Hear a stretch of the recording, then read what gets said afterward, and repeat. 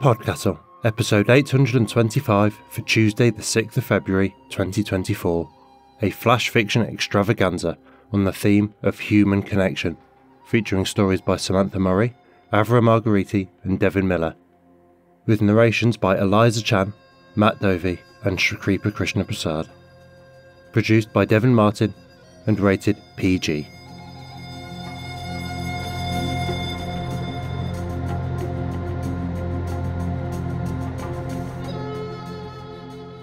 Good morning, good day, good afternoon and good evening, and welcome to PodCastle, the flying castle of fantasy fiction. I'm your host, Matt Dovey, and it is my excitement to present for your enjoyment a triptych of tales from all around the world on the theme of human connection. First up is This Blue World by Samantha Murray, read by Eliza Chan. This story was previously published in Fantasy Magazine, issue 83.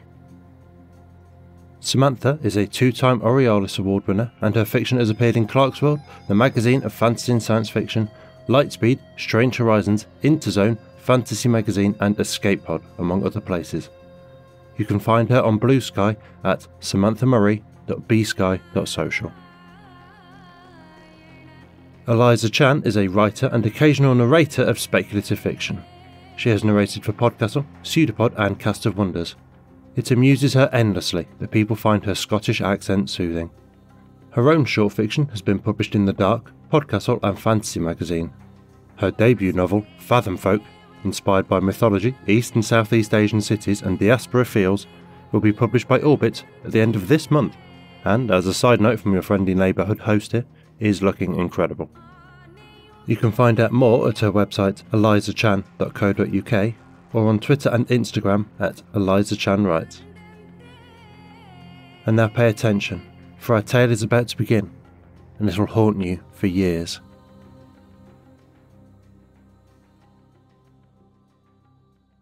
This Blue World by Samantha Murray, narrated by Eliza Chan.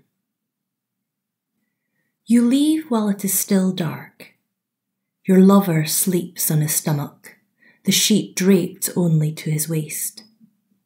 You don't want to go. You want to slide back into bed and listen to him breathing, and for him to make you coffee later, dark and sweet.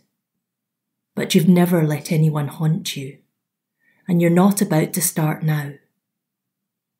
Your car takes a few tries to get going, as if it is reluctant to move out of his driveway, as if it wants to stay, not to glide down his street in this blue world that exists just before dawn. There is light in the sky when you pull off the highway and wind through the suburban streets to your house. A woman is walking down the road, and she is surrounded by her ghosts. You try to count them unobtrusively. 11? Crowding and cluttering behind her. She doesn't look that much older than you, and how easy is her heart? Did it just throw itself at anyone who came along? You wonder if any real people are waiting for her at home, or if their ghosts were the only part she kept. You've always been able to see them. Most people can only see their own ghosts. Only a rare few can see those that belong to other people. You confronted your mother once, when you were not much more than 5. But you should only love my dad, you declared stridently, flushed and righteous. You knew which ghost was your dad, although he died when you were a baby. You'd curl up next to his ghost sometimes and tell him about your day.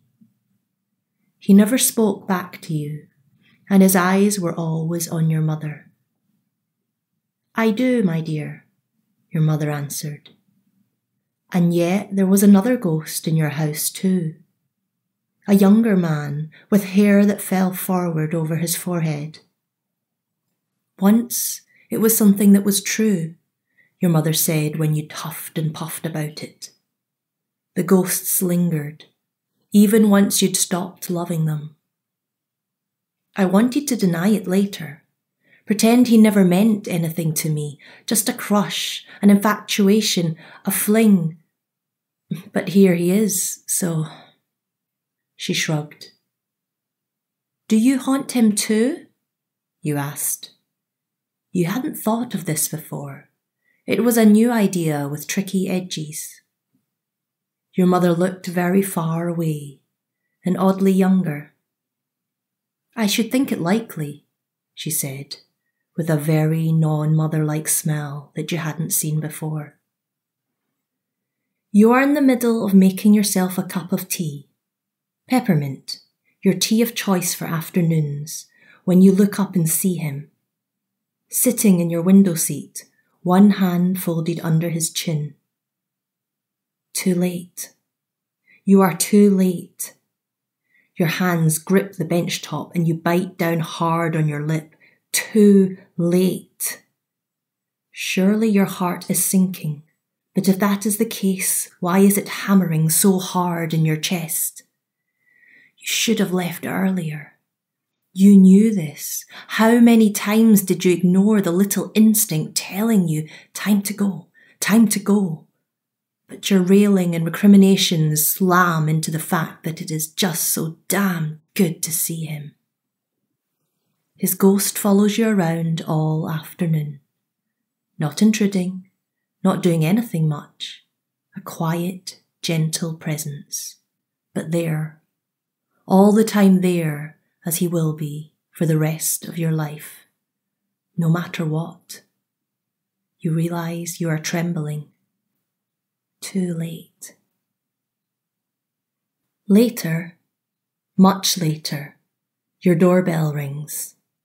Your lover stands there, and you are struck by how real and vital he is compared to his ghost, which is so calm and still and soft around the edges.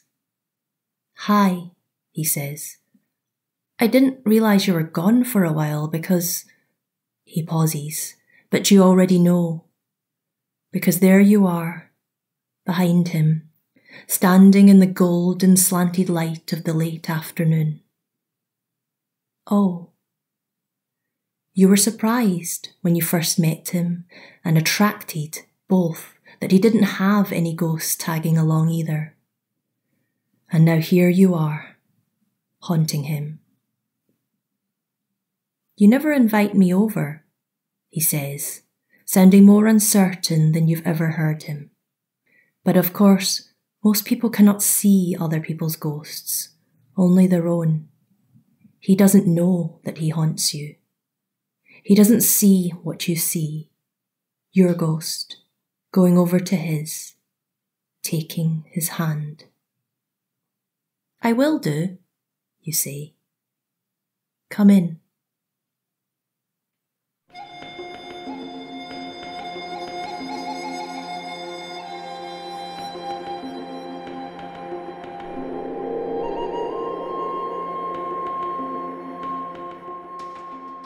And welcome back.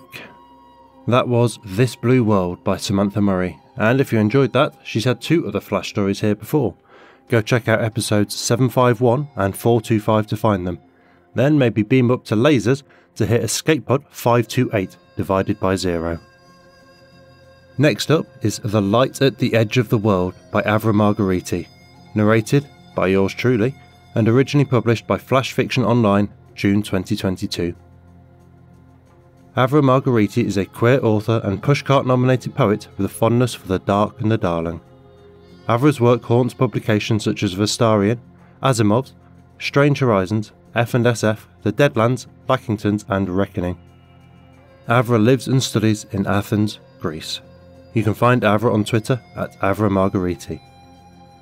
Me? Well, you know far more about me than it was probably ever wise for me to share publicly after 2 years hosting here. But if you really want more, God's help you if you do, you can find all my stories and a whole bunch of other narrations I've done at mattdovey.com. And now pay attention, for our tale is about to begin, and there's someone to share it with after all.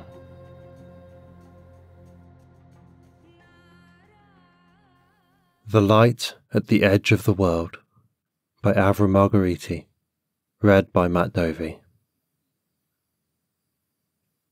1. Ours is a small planet, about the size of our God's fist. Everything is water and sand. If it weren't for my lighthouse illuminating the oily sea, the entire world would be a dark, solid mass.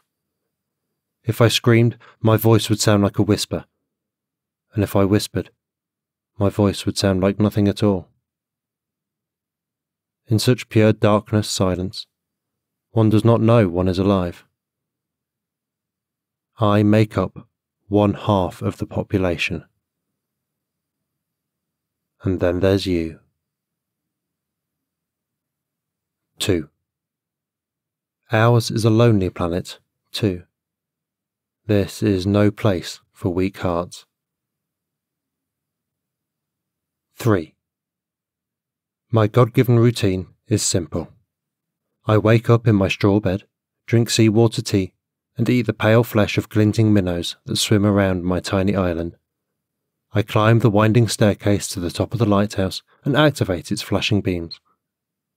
I return to the ground floor and lie in my straw mattress until I drift off. I was illuminating the sea even before your boat appeared. 4. The water was still one day. One night would have been equally accurate, since there are no stars, moons, or suns to tell the time. The water was still, and then it wasn't. I spotted the ripples first, up on my observatory, then saw the tip of your boat slicing through the sea.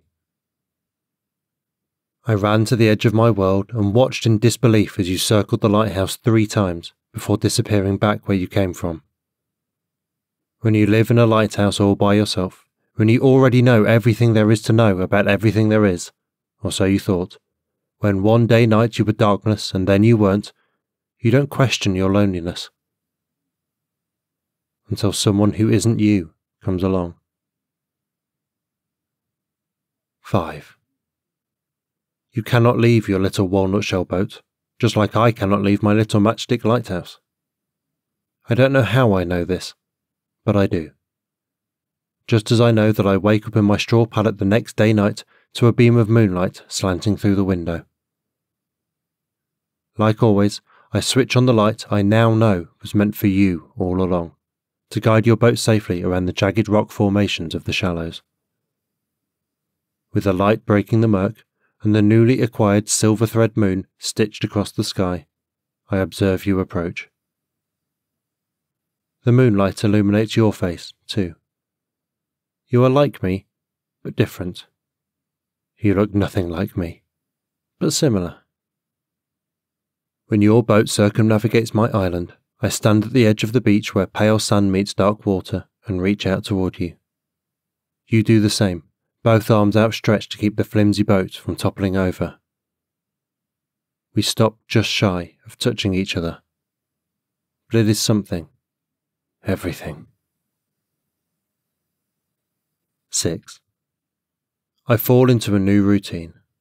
I wake up and think of you. I gather seaweed to brew tea and conjure your face in my chipped teacup. I tend to the lighthouse's mechanism, and my chest flutters at the thought of your arrival. We can still only stare at each other, but we never stop trying to touch fingertips.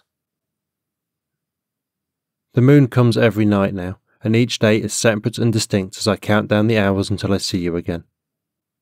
I think you do too, although I can't really know where you and your boat go when you leave here. If there are other islands you visit, other lighthouse keepers you gaze at and spread your twitching fingers toward. 7. You're not here. Night after night I light up our world for you, but you're not here. No ripples in the water, no boat slicing the ocean. Nothingness again, dark and simple. 8. I flash my lighthouse's beams on and off for what feels like eons. I can't tell. The moon hasn't been back since you vanished. On, off, on. Where are you? 9. The thought comes one day, as if in a dream. I say as if, because I've stopped dreaming ever since you left. I wake up, drink my tear-salty tea, head upward through the spiral staircase. But when I reach the top, I don't activate the light beams. We've each been given a job in our Godfist universe. I guard the lighthouse, and you sail your boat. But what's to keep me switching on the lighthouse, now that you no longer sail toward me? So, I don't. The next day night, the moon remains absent, but your boat is back, a blacker patch of dark, not circling me but still, for once, anchored far off my island's coast. I can't tell if you're inside or not, but when I scramble to the lighthouse's top, none of the light bulbs are working. I did this, and now you can't find my lighthouse without crashing on the rocks around it. You can't sail your boat if I don't light my lighthouse. I run to the wet slick shore and jump and wave my arms, but you cannot see. I scream, but no sound comes out. So I do the only thing left to do in a broken, upside-down world. I dive into the lukewarm water and swim toward you. When I pull myself into the boat, I'm soaked and panting, but intact. I fumble around for your hand while I blink the water away from my eyes. Only there's nothing here but barnacles and wood splinters. The boat is empty. The lighthouse floods with brightness then. It looks pretty from afar, a beacon shining in the darkness. 10. Now I sail around our tiny planet, while you guard the lighthouse and show me the way. Our fingers teach each other shape signs. We still can't leave our posts or touch each other, but our gazes connect under the moon's watchful eye. And, like the relentless pull of habit and duty, this can sometimes soothe the soul as well.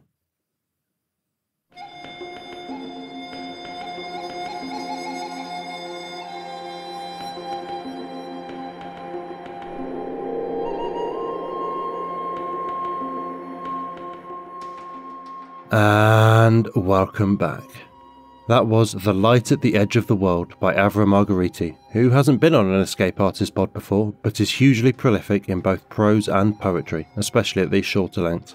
They're still active on the site formerly known as Twitter, so go follow them there at Avra Margheriti for announcements of new stories and links to old ones. Our final story today is Directions to the House of Unnumbered Stars by Devin Miller, narrated by Shrikripa Krishna Prasad and originally published in Flash Fiction Online, October 22. Devin Miller is a queer, genderqueer cyborg and lifelong denizen of Seattle, with a love of muddy beaches to show for it. Their short fiction has appeared in Beneath Ceaseless Skies, Flash Fiction Online and Strange Horizons. Their poetry received an honourable mention in the 2022 Rising Awards and once appeared in a King County Metro bus terminal. You can find Devin under a tree, probably, or at devzmiller.com. Shri hails from near Toronto, Ontario, and spends most of her time, metaphorically, wandering the world, searching for purpose. She has been published in PodCastle and Cast of Wonders. Shri also wears hats as an associate editor for PodCastle, marketing assistant at Escape Artist, and assistant editor at Olga magazine. Outside of writing and her day job as an occupational therapist, she is learning how to play the guitar, practicing the violin, daydreaming, and trying to motivate herself to finish any of the numerous projects she has going. You can find her on Twitter at Shriativ, where she rarely tweets but lurks in the shadows, casting her judgmental yet benevolent eye over the world. And now pay attention, for our tale is about to begin, and this one is going to be a map for so many of you.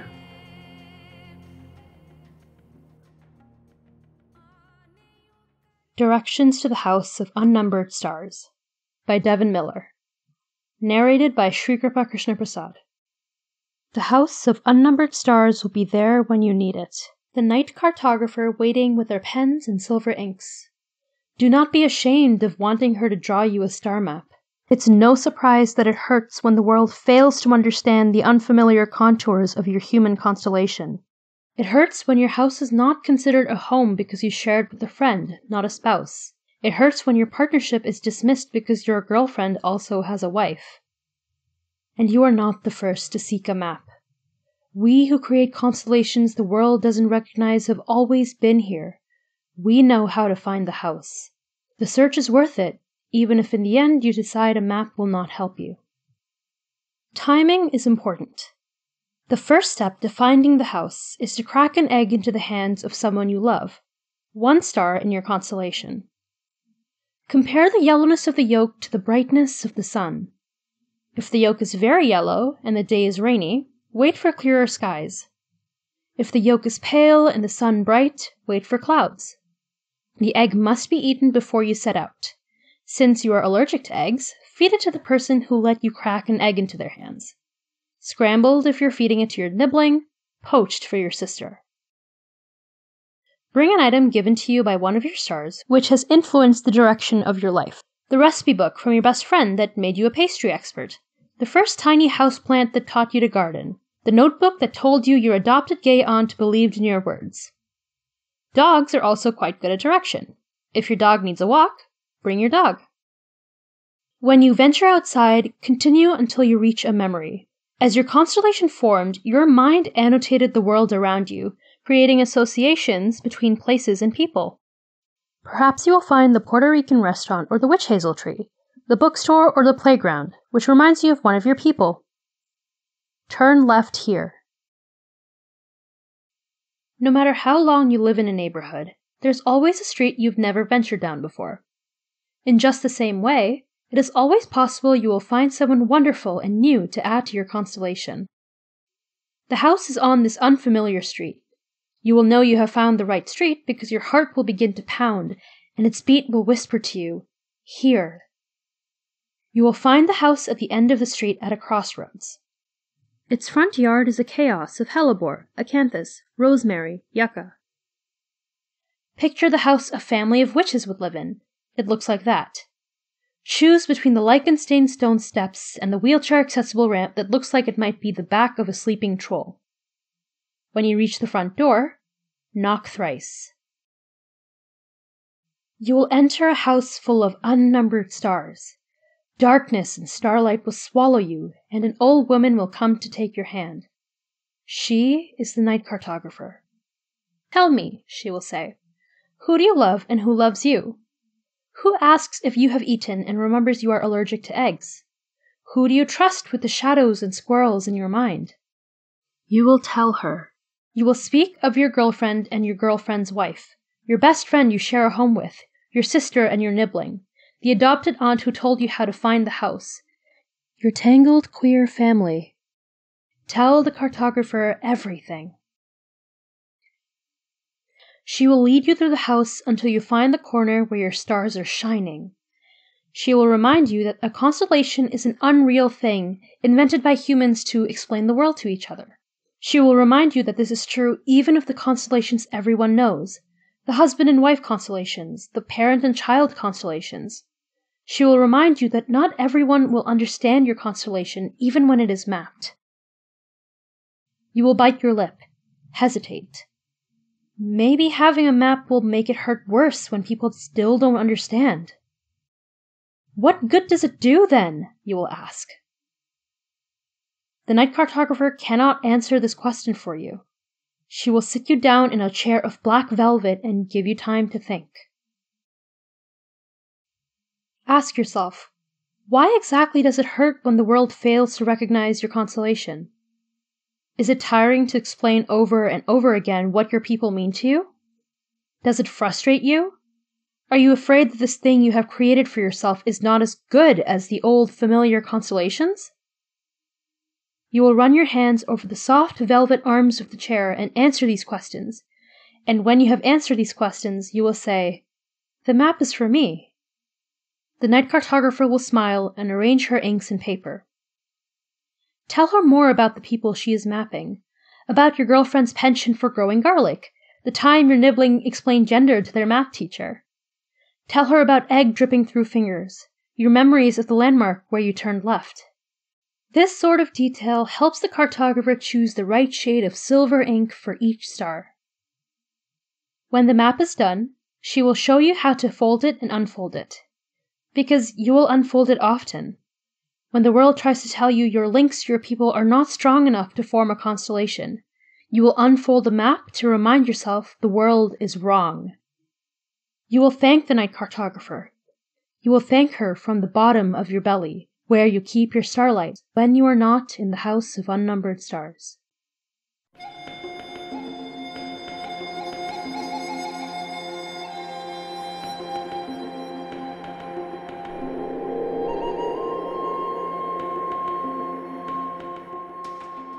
And welcome back. That was Directions to the House of Unnumbered Stars by Devin Miller, who was part of episode 733 here with their flash story, Rough Patches. They've got a bunch of other stories and poems conveniently linked from their website too at devzmiller.com, so you'll find plenty more there to strike a chord for you. Thank you to all our authors today for their stories. All of them felt so much longer than their length. All of them felt like the connection and the yearning in them were built on real life and real aches though, so perhaps that's why. I suspect Devin's story in particular is going to speak profoundly to its intended audience and make you feel seen in a way that the world so rarely sees you. Valid, valued, valuable. I hope the idea of your own constellation map as an armour you can wear on the days when the world is regressive and refuses to see your heart. Avra's story made me ache again for the days before I'd met my wife, when it felt like I was lighting a beacon in the desperate hope I would find someone, anyone, who would understand me and see me in truth, when I felt so desperately alone and outside in the world. And Samantha's story made me jealous, because good gods, what an amazing idea and image. This was the one that resonated with me the most, personally, because I do feel like I carry around the ghosts of everyone I've ever loved, not just lovers, but friends too, and that I could turn around and have a conversation with any one of them right now, as if no time had passed, as if we'd never left off. And maybe I'm overthinking this, but my goodness, isn't it telling how all three of these stories are in second person?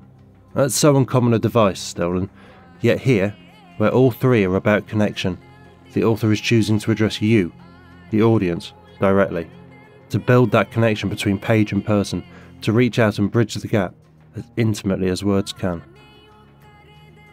We are the social ape. We achieve nothing alone, but only together. I suspect any narrative we've ever been fed about individual brilliance has inevitably elided the support network around the overachiever, the uncredited researchers, the domestic support, the teachers and colleagues and conversations and encounters that shape a person and their thoughts and thus their accomplishments. So build your networks, not as a means to an end, but as an end in itself. Take your joy not in your own achievements, but in seeing your friends succeed and soar, in the sympathy you find when the struggle gets overwhelming, in the sense of a shared journey so complete and fulfilling that the destination becomes an afterthought. In the words of John Donne, no man is an island entire of itself. Every man is a piece of the continent, a part of the main. That was our show for this week. On behalf of everyone at PodCastle, your co-editors Shingai Enjoro Kagunda and Eleanor R. Wood, assistant editor Caitlin Zavanovich, audio engineers Devin Martin and Eric Valdez, and our many wonderful first readers, Andrew Cahoe, Craig Jackson, Amalia Harrington, Julia Patt, Kieran Corsaini, Ryan Cole, Sarah S. Messenger, Shrikripa Krishna Prasad, Tava Nova, Tierney Bailey, Zeev Witties, and myself, Matt Dovey. Thank you for letting us share another story with you. The legal bit. PodCastle is part of the Escape Artists Foundation, a 501c3 non-profit, and this episode is distributed under the Creative Commons Attribution Non-Commercial No Derivatives 4.0 international license. That means you can share it, and please do, but you cannot sell it and you cannot change it. If you want specifics, check creativecommons.org. Our music is by Shiva in Exile. Everything we do on PodCastle is 100% donor funded, and if you'd like to support what we and the rest of EA do, please join us on our Patreon at patreon.com/EApodcasts. Prefer another method? There's details for supporting us via Twitch, Amazon Prime, Ko-fi and PayPal on escapeartist.net. We'll be back next Tuesday with another fantastic tale. In the meantime, you might care to check out our sister podcasts: Escape Pod for science fiction, Pseudopod for horror, Cast of Wonders for YA speculative fiction, and Cat's Cast for speculative cat stories. If your heart belongs to us though, we'll see you next week. Be safe and be kind.